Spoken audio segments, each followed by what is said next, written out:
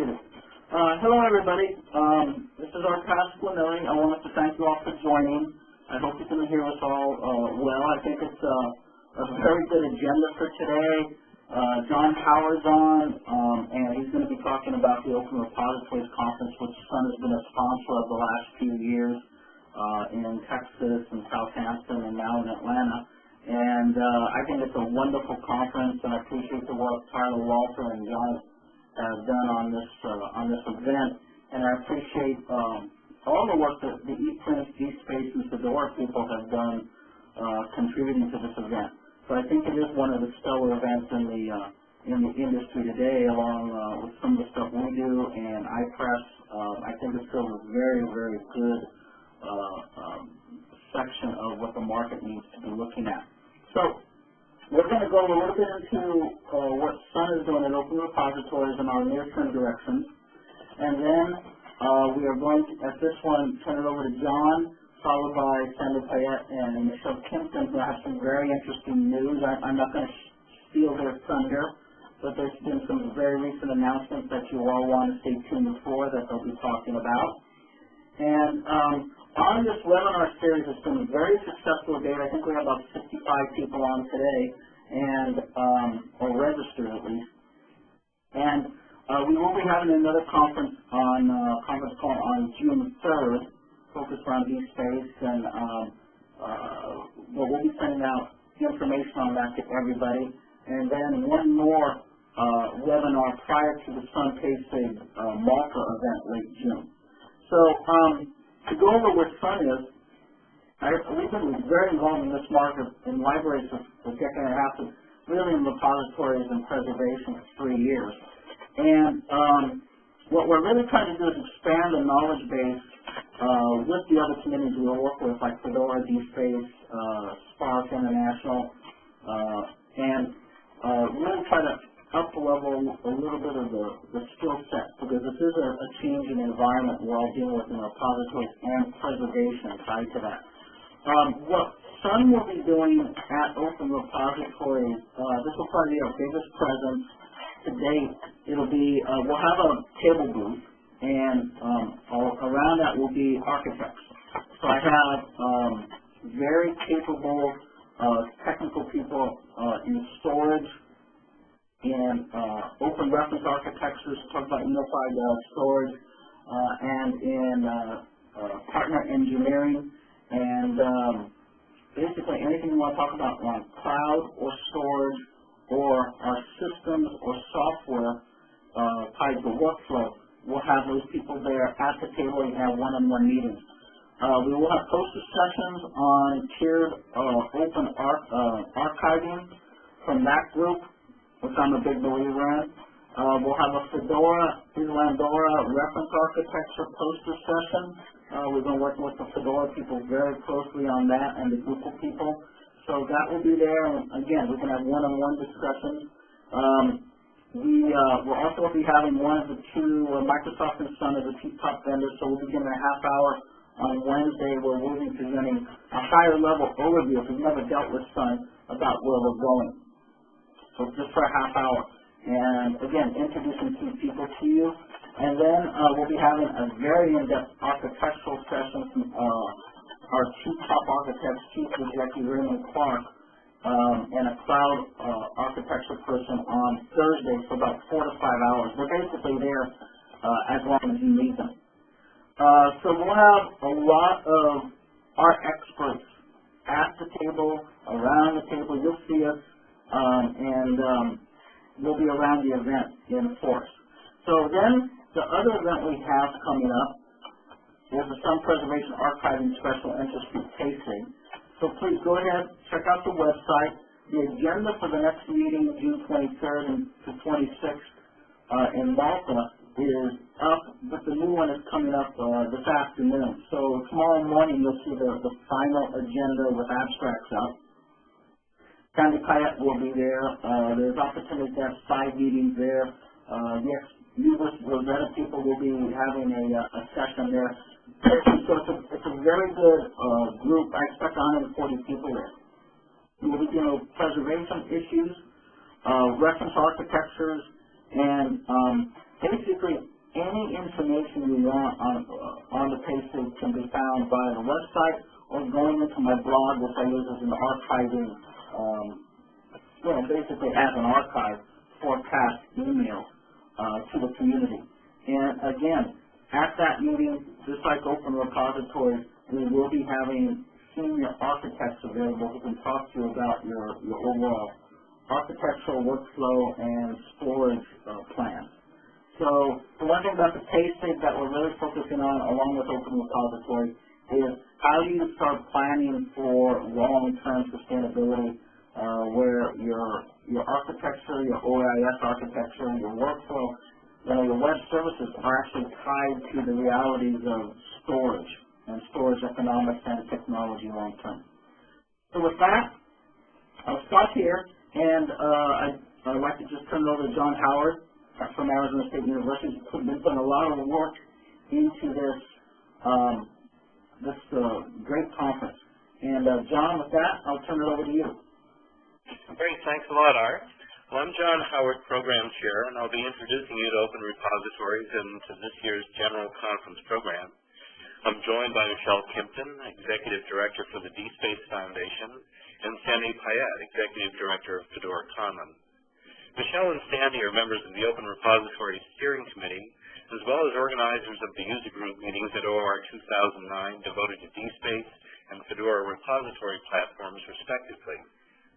Unfortunately, we can't be joined today by Leslie Carr, who organizes the ePrint user group meetings, but I'll be saying a few words on his behalf about that user group meeting after Sandy and Michelle. So what is Open Repositories? Open Repositories is an informal organization that sponsors the annual international conference that brings together the people and organizations that support open source repository platforms, namely DSpace, Fedora, and ePrint, and the stakeholder communities that use these platforms, extend them with new software or workflow tools, or have organizational responsibility for the services they provide. Open Repositories conferences have been hosted so far on 3 continents. Previous locations have been Sydney, Australia, San Antonio, Texas, and Southampton in the United Kingdom. Open Repositories 2009 will be held this year in Atlanta, Georgia, in the United States from May 18 to 21. The host organization is Georgia Tech, which has been working hard to make sure that this year's conference will be a great experience, from the program to opportunities for networking to seeing a bit of what the city of Atlanta has to offer visitors. The conference homepage, seen here, has links to everything you need to know about the conference program, accommodations, and registration. So who should attend OR 2009? OR 2009 will be of interest to individuals and organizations with interest in managing data and information in a durable, sustainable software framework. This includes administrators of programs dependent on sustainable repository infrastructure, managers of digital repositories, as well as developers and data information integration specialists, digital library administrators, and so forth. In general, then, the conference is for all stakeholders with a vested interest in data and information longevity and integrity.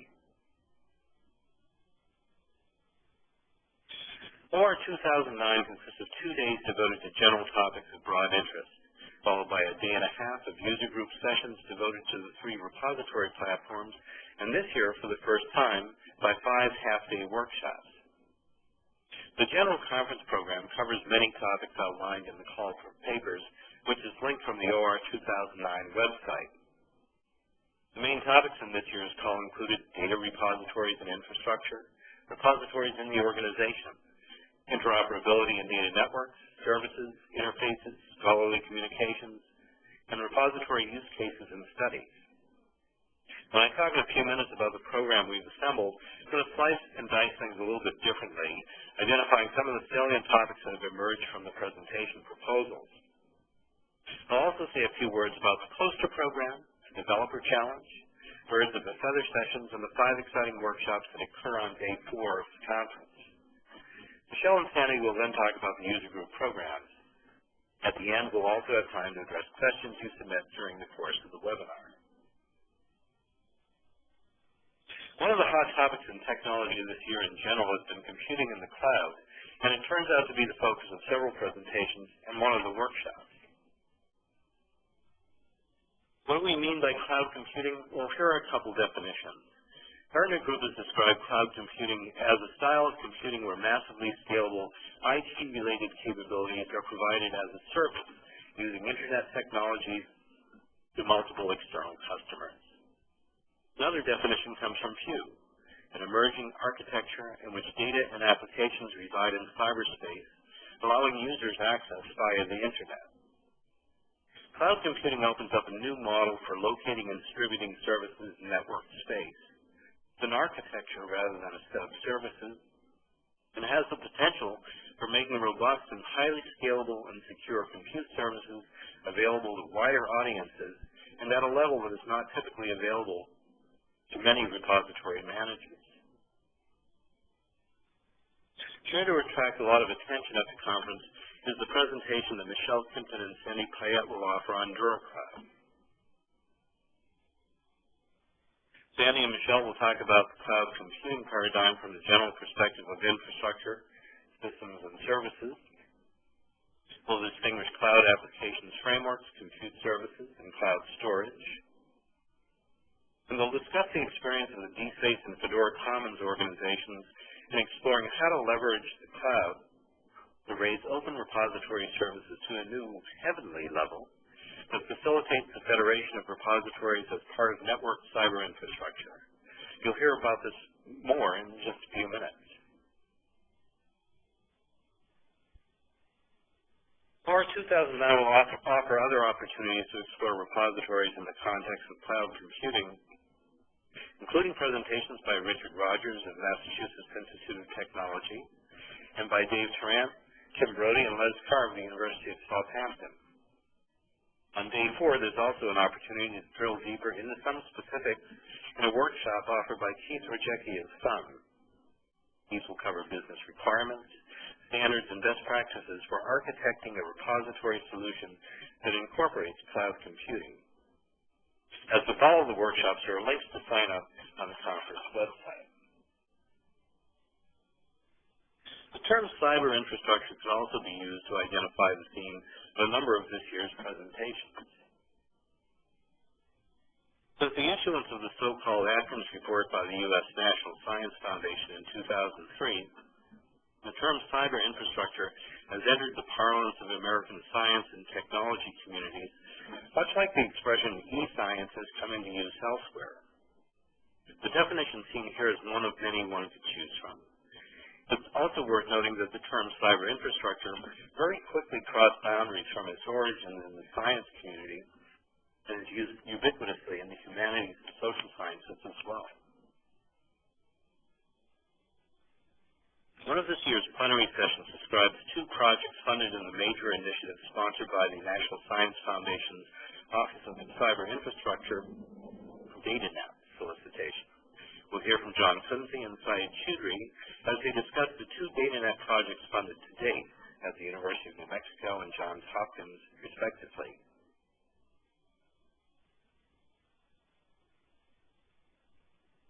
John Kunze will discuss Data One, which proposes to develop a new data curation organization that will meet the needs of science and society for open, robust, and secure access to well-described and easily discovered Earth observational data.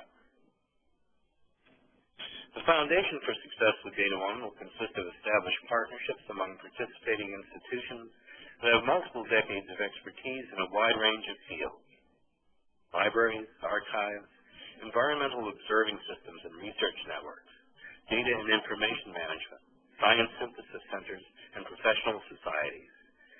Data One will address 4 key challenges: data loss, dispersion, data deluge, and poor practice. The Data Conservancy, to be discussed by Syed Choudhury, asserts the premise that data curation is not an end, but rather a means to collect, organize, validate, and preserve data to address the grand research challenges that face society. Its overarching goal is to support new forms of inquiry and learning and to meet these challenges through the creation, implementation, and sustained management of an integrated and comprehensive data curation strategy. For a well-defined management policy, the Data Conservancy will provide the foundation for a diverse international team to iteratively develop, deploy, and evaluate infrastructure in a manner that combines rapid implementation with research and continual progress towards sustainability. The Data Conservancy will apply user-centered design methodology to guide development, coupled with innovative longer-term information science research to fully understand data practices and curation across the initial disciplinary base of astronomy, biodiversity, earth sciences, and social sciences. Many other presentations could be included under the rubric of cyber infrastructure or the use of repositories in research context. This slide lists some of the presentations from 3 additional conference sessions.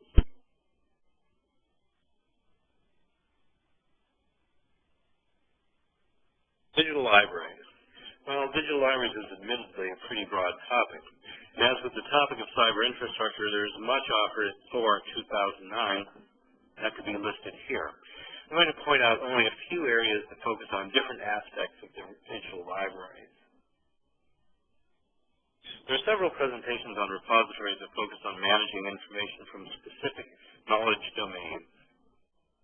Session 1B includes presentations on Ag Econ Search, Economist Online, and the Virtual Digital Mathematics Libraries. Digital libraries that aggregate, for the most part, document-oriented information and full text in national or international context.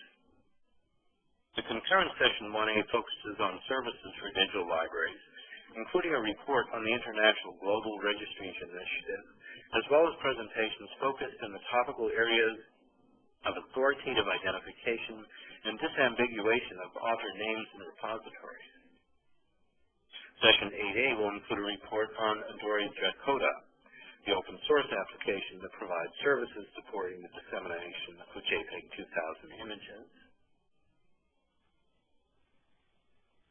A number of presentations will address issues relating to the long-term curation of data that apply to digital libraries and digital repository services in general. Session 7A brings 3 of these presentations together in a single session.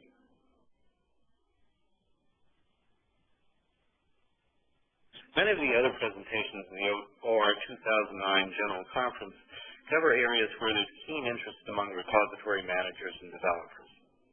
Issues of interoperability, workflow, and services. There will be 2 presentations that discuss the SWORD application. SWORD stands for Simple Web Service Offering Repository Deposit.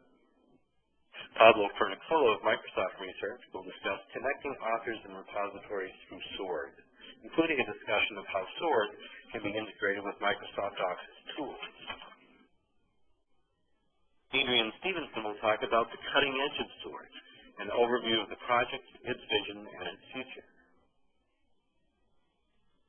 Several papers will address critical issues of workflow and workflow management.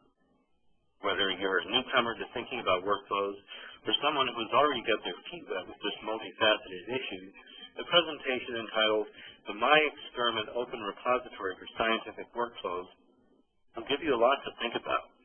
Workflow isn't just a succession of tasks.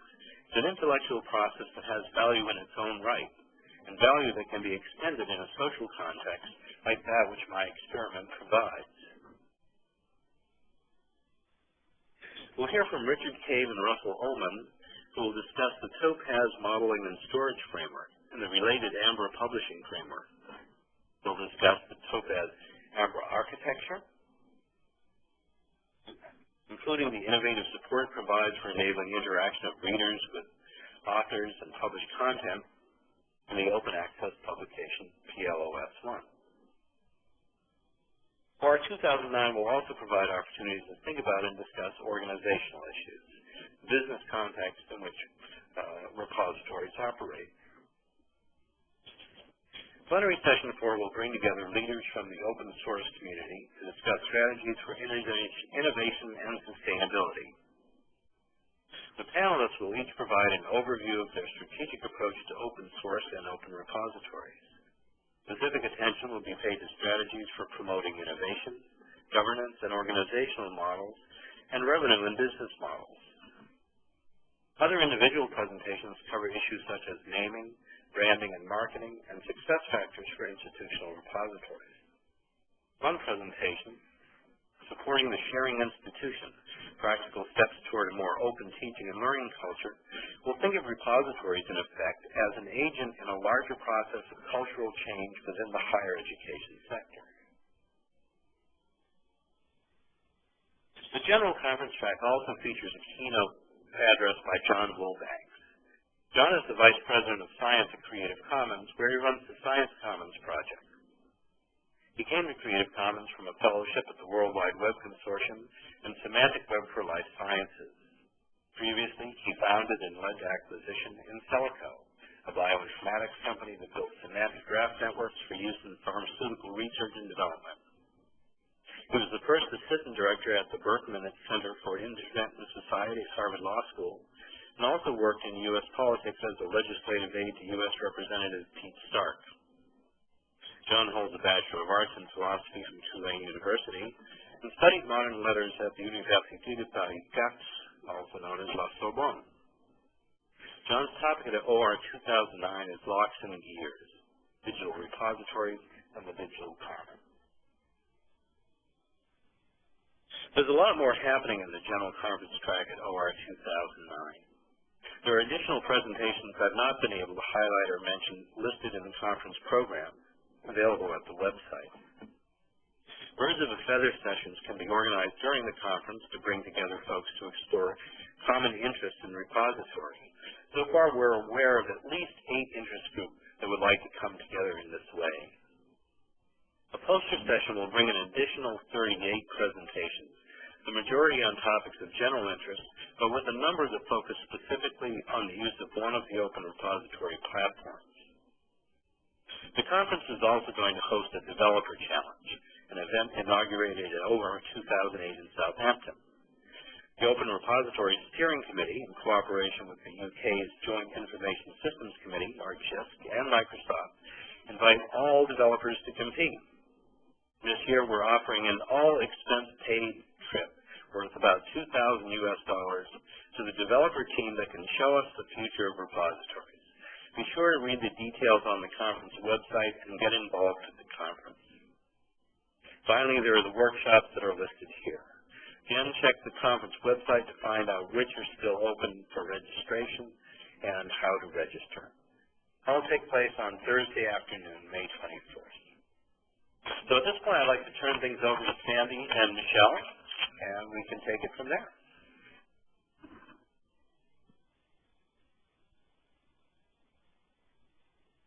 Okay, well, thank you, John, for a wonderful preview of the conference. As you all can see by listening to John's really extensive overview, this is going to be a very exciting conference, and I'm looking forward to it. So, at this point, I'm going to begin with an announcement. And this is a very exciting week for Fedora Commons and the DSpace Foundation. Some of you may have already received the notification of our press release yesterday that we are actually joining together our 2 organizations to form a new organization that will name DoorSpace to convey both the notion of durability and information spaces. And it has a little bit of reminiscence of both of our organizations in the sense that Door sounds a little bit like Fedora, and space obviously picks up on DSpace's name.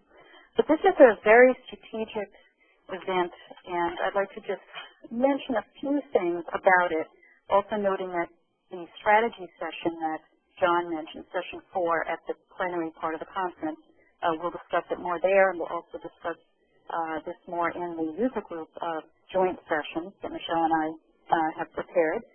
But basically, many of you have been following the progression of our partnership that really began about a year ago, where we began to cooperate more and look for ways to develop common tools, moving forward into a more deeper collaboration. where we began looking at new strategies for interoperability across the two repository platforms, also working with others in the repository community at large, such as Les Carr with ePrint and Lee Dirks with the Microsoft platform. But then Michelle and I really started to look at the future of our platforms, our organizations. We had two nonprofit organizations established with the DSpace Foundation and Fedora Commons. If we were to read our mission statements, very overlapping, really going after the same themes in communities and types of goals. And also noting that before us are some new opportunities and also some opportunities to think in new ways about how to sustain these nonprofit organizations. So we began to enter into a partnership, a strategic partnership, and we began work on our new offering, which we'll highlight also at the conference, Dora Cloud. And as we went forward on this, everything was aligning so well that we worked with our boards of directors to really make the final move, which was to join our organizations. And yesterday we put out the release announcing the joining. Michelle will talk more at the 2 slides down into this about our timeline, but essentially we expect the new organization to be operational by July 1st. The goals of the new organization are threefold. At the most general level, it's to continue to support our communities, the Fedora community, the DSpace community, to provide leadership and advocacy and enable the continued development of the platforms and continued support to create even more vibrant communities, and really to try to bring the communities together and look for new synergistic opportunities across both platforms. And secondly, we really want to begin to innovate in some new areas, and this is where our Dora Cloud service came out of this whole challenge of, in addition to the work we have already with our existing platforms, what else is going on, what trends are emerging, and how can we make repositories fit in to these emerging infrastructure trends, but also what else can we do that's new? And we'll talk more about the Dora Cloud service, which is the basic concept is that it's a service that we will run as part of a nonprofit organization that will mediate to cloud storage, provide replication to cloud storage, and also offer the potential for them some services in the cloud, including Fedora and DSpace repositories. Thirdly, the new DSpace organization will work on sustaining the nonprofit organization. It will focus on the mission and develop new services and new ways to outreach to communities, existing communities and new communities, all in the spirit of the nonprofit mission of the joined organizations under the new organization named DSpace. So Michelle, we're going to have her speak about the organization. Great, thanks, Sandy. Okay, so as many people have asked us, DSpace is really bringing together of both Fedora Commons and DSpace Foundation. So both organizations will come together in the new organization, which we're calling DSpace. Sandy Payat will be the Chief Executive Officer of the new organization. I will be the Chief Business Officer, and what that means is that my primary focus will be developing technology, services, and campaigns for sustaining the organization, bringing in revenue, building our communities, advocacy and promotion of what our communities do and how we support and enable them. Brad McLean from the DSpace Foundation will be the Chief Technology Officer for the overall DSpace organization. So one of the ways that we will start to look for synergies between the platforms, the current DSpace platform, the Fedora platform, is bringing the two development teams that are under the two organizations together under one leader, which will be Brad. Now, of course, the roadmap and the development will still be driven by the independent community, but at least with some focus within the foundation, the new foundation being DSpace, we hope to find more quickly synergies amongst these platforms and hopefully work with the community to enable those. All told, there will be 11 people in the combined organization. The timeline is, yesterday we made the press release. We have a bunch of paperwork to file to complete the process, and that is going to be happening between now and July 1st. We obviously have the webinar today. Next week we have numerous sessions that will discuss the new organization, the DuraSpace organization, as well as DuraCloud. We will be doing this in the general session as well as in our combined user group meeting, and we'll talk a little bit about that when I show the schedule. During the Open Repositories Conference, the Monday evening, we are having a joint reception for the DSpace and Fedora communities to celebrate the new DuraSpace organization. If you have not received an invite, anybody that is attending the OR conference will be getting an invite today, I believe. So please sign up for that reception. We would love to celebrate with you. Starting July 1st, we will, even though we'll be in 2 physical locations, we'll have the main offices in Ithaca, New York. We'll have a second office in Cambridge, Massachusetts.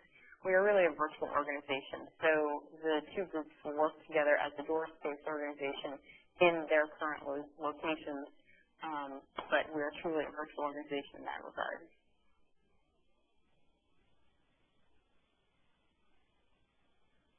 So that is a very short, brief summary of the new DuraSpace organization, but more to come for those of you that will be at Open Repositories. There will be numerous opportunities not only to talk to us directly, but also in several different venues at the conference. On to the user group meeting. So the one I'm going to talk about, obviously, is the DSpace user group meeting, and I'd like to just give you a few of the highlights during the course of the day and a half. So the morning session, which is 8:30, 11:30, it's 3 hours on Wednesday, we will actually bring together both the DSpace and the Fedora Commons communities into one meeting space. And during this time, Sandy and I will talk about the joint objectives and strategies of the new DuraSpace organization. As well, we will talk about the individual programs going on within each of the communities that our foundations have been supporting and will continue to support when we bring together our organization, the DuraSpace organization. That will be the first hour and a half. The second hour, or I should say the third hour, Brad and Chris Wolfer will talk about the roadmaps for the DSpace platform as well as the Fedora platform, and then they will also discuss potential synergies that they have seen in the short time that they've been working together, and also start to solicit input from the combined community on this. At 11:30, the 2 teams will break apart, and then the DSpace community and the Fedora community have their own separate tracks from that point on. At 11:30, we will be, the @MIR group will actually be doing a live demonstration of DSpace 2.0. This will be the first unveiling of, public unveiling of the 2.0 platform. The project has been going on for about a year with a group of developers from the DSpace community, led by Brad from the DSpace Foundation, and they will be unveiling what this new architecture is with a demonstration. What's particularly interesting about the demonstration 11:30 is that they will really be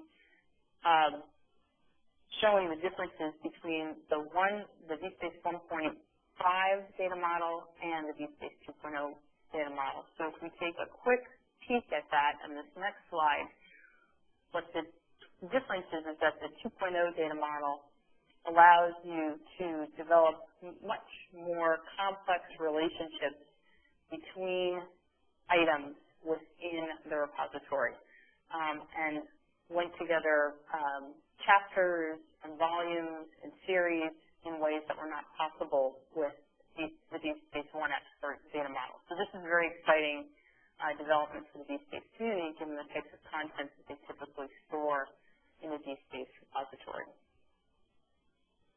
After after lunch on the first day, there will be two separate tracks, which I'm calling the technical track and the repository manager track. The technical track is really focused for developers to look more in-depth in the DSpace 2.0 architecture. The repository manager track will be a number of presentations which will be talking about services built upon DSpace to enable users to either ingest data or access data in a more friendly way than other than the basic software. After that, there will be a number of use cases. There are learning objects repositories, there are data repositories and subject repositories that will be explained during the use case track.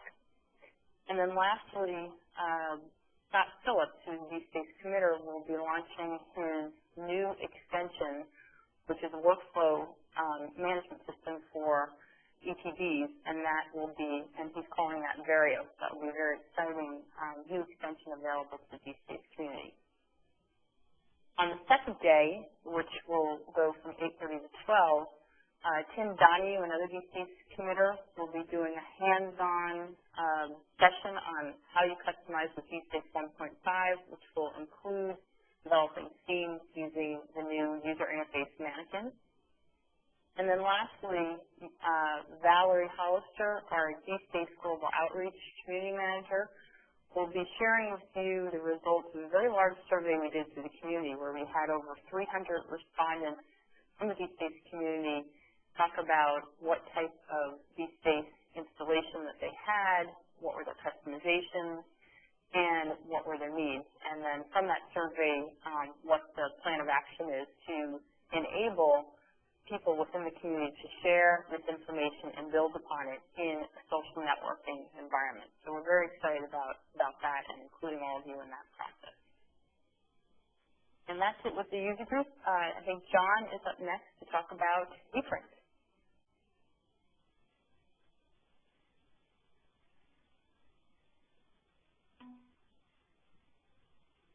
No, I think that... Oh, sorry, Sandy. Sorry about that. Okay, so I'll give a brief highlight of the Fedora user group. As Michelle said, on Wednesday morning, we're going to have two shared plenary sessions that are going to be joined across the DSpace and Fedora communities. So Michelle already described the strategic overview, also the technology overview, where Brad McLean and Chris Wilper will discuss the two new releases of each respective platform and also discuss roadmaps and just strategies going forward. Then we break apart again, and we're into the kind of Fedora-specific part of the session at the end of Wednesday morning. So we have special sessions set up. This is a really great session that I hope a lot of people attend who are interested in being committers, contributors, of course, existing committers and contributors. We hope they all attend. But everyone is welcome to this Fedora Developer Open House session. Chris Wilper, who is the technical lead for Fedora, he'll discuss some of the new processes we put in place to help people participate, encourage people to kind of take some features and even try some small feature contributions, and then how the path towards becoming a full committer is there and open for new participants. Chris also wants to discuss some new ideas that the committers have come up with around future development for Fedora and how we might create an active community around plugins for Fedora. And he's really looking to bring some new people, have some more diversity of expertise in development environments in the kind of development team. And that's, again, open to all people at the user group. Then we'll move into the Fedora thematic program. We had just a bunch of excellent submissions to the Fedora track that we decided to kind of organize in key thematic areas. And so each theme has 3 presentations in it. So here's just a brief overview. We'll have the track on user interfaces, and there are 3 different applications, new interface applications on top of Fedora that are really pretty interesting. We have a track on education, supporting education and research. Really interesting submission on semantic web for education. Also submissions by the NSDL and the DIVA project. The NSDL one is focused on the K-12 use of the NSDL. Then, really interesting track 4A on scholarly workbenches and research platforms. We'll see 2 of our most mature projects that have done very interesting integrations around the Fedora repository. The eSciDoc project, which is the research platform at the Max Planck Society, and the Ireland DORA project, which is the University of Prince Edward Island. It's a Drupal plus Fedora plus other interesting components. And a new project named Hydra, which is the University of Hull, the University of Virginia, and Stanford University. It's kind of a next generation scholarly workbench type of application. Really interesting. We'll have some sessions that deal with some of the heavy duty issues around service-oriented architecture and policy and authentication. And note there's a new community-driven project named Sezzle around re-architecting some aspects of the Fedora security architecture. The Media Archives and Repositories thematic track has a very interesting set of presentations. Notable is the WGBH public broadcasting application based on Fedora. It's called OpenVault, the video archive, and the PhotoCat and Canadian Cultural Online projects also pertaining to media archiving. Content modeling has been a big theme in Fedora 3.0, and we have 3 presentations that discuss how people have used the new content model architecture in Fedora 3.0. And then there's this track we named Fortifying the Infrastructure. These are kind of the big, robust, enterprise-y types of issues that large systems are very interested in seeing how Fedora fares in this realm. And in performance, we have a really great presentation from Matthias Zoom that gets crawled through about Fedora performance. I think he has data for 15 million objects and some really interesting tests. A really nice presentation on new ways to do faceted browsing and search in Fedora, and workflow, which is also a really hot issue. And then finally, we have some presentations on interesting experiences with Fedora 3.0. Notable is the Active Fedora project, which is a Ruby-based component to be able to build applications on top of Fedora using Ruby. Also, migrating to 3.0 presentation and a Nessun Fedora presentation. It should be an action-packed program, and look forward to meeting everyone there. And I'll pass now to John. Okay, thank you, Sandy. So a few highlights from the ePrints user group, and I remind folks that I'm standing in for Les Carr, who unfortunately couldn't be here today and would make this a lot zippier than I'm going to be able to. There will be 2 general areas covered in the ePrints. One will consist of things from the sort of service provider's perspective. There will be reports on version 3.2 of ePrints, discussing 25 new features that are implemented in version 3.2. There will be hands-on demos, and there will also be opportunities to do some training with version 3.2. And there will be a track within this that looks at user experiences with ePrints. There will be presentations featuring arts repositories, learning resource repositories, research management and current research and information systems. There will be a focus on use of ePrints for preservation and storage management. And finally, there will be a discussion of use of ePrints with linked data and in a semantic web context. So I think this brings us to the end of our formal presentation, and we can proceed to our question and answer period. And thank you. At this time, we'll begin the question and answer session. If you'd like to ask a question, please press *1. Please unmute your phone and record your name clearly when prompted. Your name is required to introduce your question. If you need to withdraw your request, press *2. Again, to ask a question or make a comment, press star 1. It'll be one moment, please.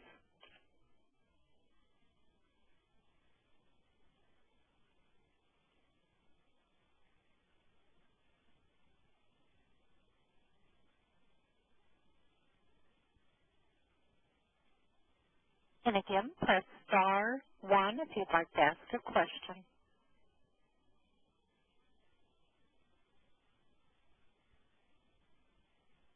This is Corrine. We have a question from Rural Hires. His question is, should anyone thinking about obtaining either DSpace or Fedora wait until later in the year 2009?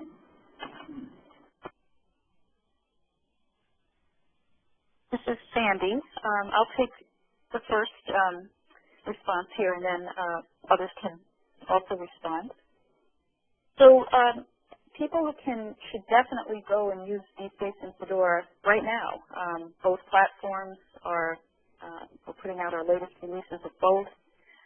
We are going to help people as part of the nonprofit organization DoorSpace determine which platform might be best for which types of use cases.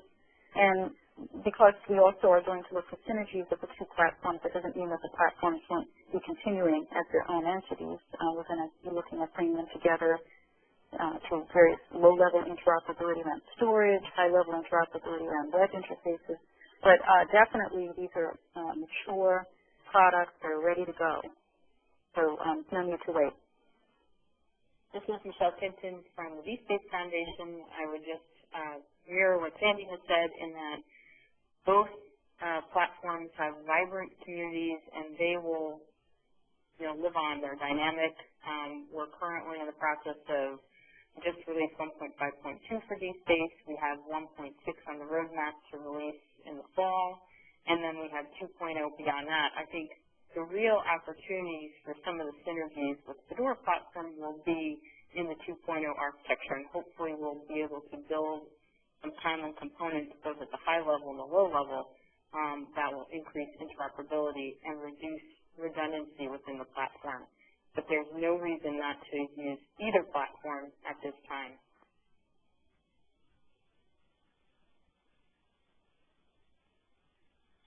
And if anyone on the phones would like to ask a question, press star 1.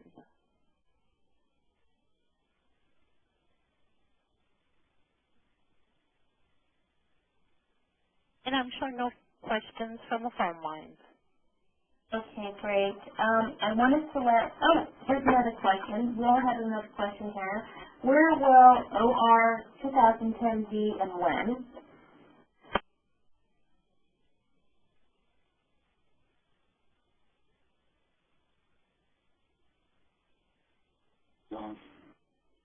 This is Sandy. I was going to let John respond, but all of us are on the steering committee, so I can tell you what we know so far.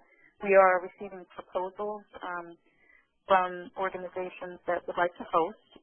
We would like it to be in Europe next year, and we won't know the answer to this at the conference next week, but we are targeting a European location. And it will be about the same time. We try to keep it in this early kind of spring, every spring from the perspective of the United States.